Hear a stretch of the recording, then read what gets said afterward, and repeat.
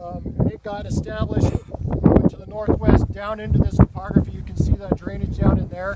That's where it got established. It went down and into the riparian zone. We had a couple dozers down there chasing it and a couple engines, and we chased it down into there, and we actually hooked that for a brief period of time. Well, the biggest thing out there was the invasive species. You know, we have cheatgrass and medusa on site, and we were concerned about, they're already established, but their expansion and spread across the area. But we had a host of other things out there as well. You know, of course, this is sagebrush habitat, and it had actual occupied leks. It's in priority, important, and general habitat.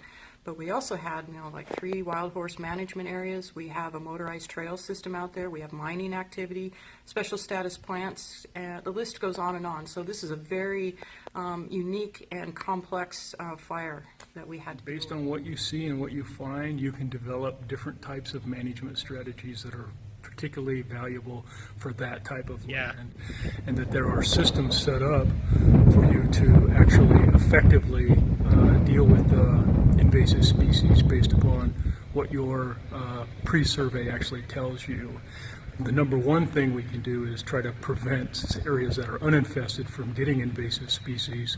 Number two, we have to spend time in those areas that have a small amount of invasive species but still have a desired component, and then we work in those areas secondarily after we've worked our prevention programs.